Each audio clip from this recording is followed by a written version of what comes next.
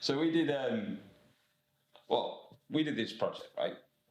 It was a global organisation, and it was a specific particular division within that organisation, where in a backdrop of corporate cultural change, they really found a very motivating reason for them to want to change, because they were looking at their portfolio and how they get their portfolio to market.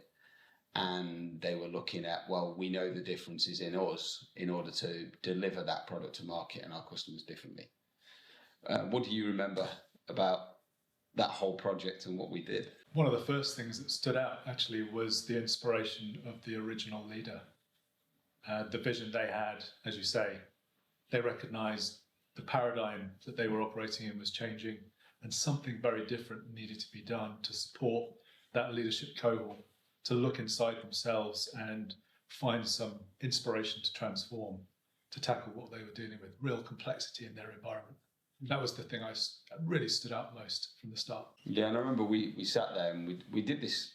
It was this ever-evolving thing, wasn't it? We kind of started off with one intervention where we sort of laid the foundation of change within the working population.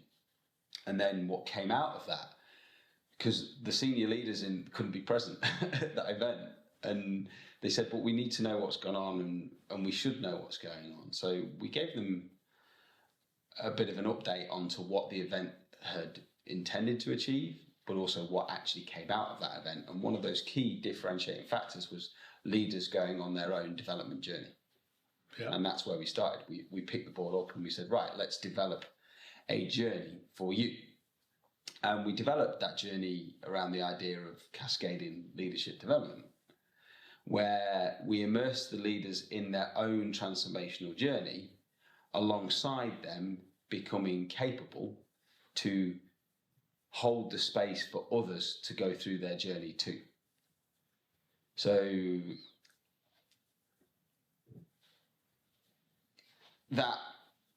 that's where that cascade came from, because not only were the leaders having to sit there and say, well, what am I doing for me? I need to be able to stand outside of that long enough to think, well, what could that mean for others if they were going through their journey too? How do you remember that moment? Well, with cold sweats, mostly. The fact that, and unsurprisingly, working together, you push the boundaries of what we'd already tried in previous engagements or with previous clients. So you're describing the cascade, which is absolutely true. This was a wonderful example of work and expand the influence of the development experience. But what we also started to recognize very early on was, as you cascade, you increase the ripple effects across the organizational system these folks were operating in.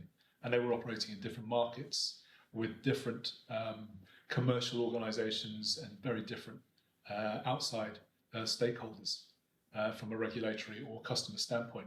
So we recognized that to understand the impact from a behavioral standpoint, but also link that to commercial outcomes, was going to really push us to think about how to use our techniques to help them understand and make sense of what was happening. What do you think the benefit was of that in terms of how we could see what the impact was? I think there were two layers of benefit. One, there was something that could help us as practitioners work directly with the participants as developmental input. There was something that was useful for them to then get a handle on and start to get a real experience of, is something about what I'm doing, something about how I feel I'm changing, starting to show up, initially with the teams around me, as well as what I feel inside me. But then beyond that, as we saw over the course of the time we worked with them. I think it was also very powerful with other stakeholders in that business to understand this thing I described as ripple effects. Too often, somebody at group level in the corporate team or somewhere else in the business hears about a program but can't see what impact it's having. And we were therefore able to start to almost paint a much better narrative about what was going on for the individuals, their teams, the organization, and ultimately, as we saw over time, commercial outcomes, but how that was starting to happen over time. What was the shape of the ripple? How fast was it moving in certain areas with certain leaders, with certain teams? What could we learn from that they could then use to design other interventions or think about development in different ways in other parts of the organisation? Yeah, I remember as well, like one of those specific principles that this change was all anchored around was like the self-awareness leaders have, the curiosity that they show.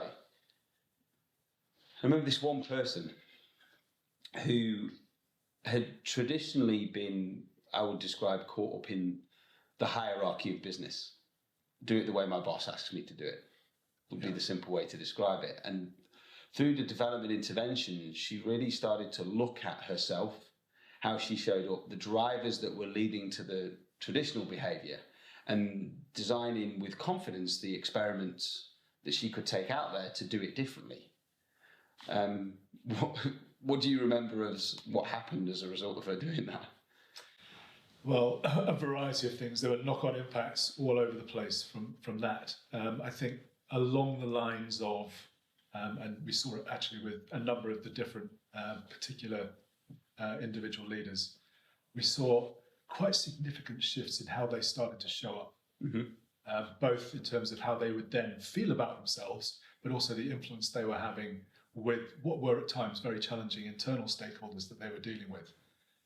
To the extent that it was probably the best example I can think where we've worked together of really becoming true partners with what were obviously fee-paying clients, but we were on a journey with them as they experienced quite significant and what I call radical change in how they felt about themselves, how they then chose to behave, and the influence they saw themselves having. Yeah, it was great. That was also evidenced in like the behaviours that typically are monitored for leaders. You know, leadership, empowerment, you know, capability, things like that. There was the impact was visible in those data sets over a period of time. But when that, as you say, that ripple effect, when it was taken a stage further, and you saw the level of motivation in her team and her ability as a leader to invite the team to sort of say, well, challenge what you think the norm is. And I remember specifically that team went to the policymakers in government for that country and challenged the norms of what existed of taking on products in this space that led to a first of its kind approach to getting this product to market, which has been proven to have a benefit for patients. Absolutely, absolutely. And one of the questions we often get asked is, and we tend not to get involved in these conversations if we can avoid it, but inevitably they have to happen.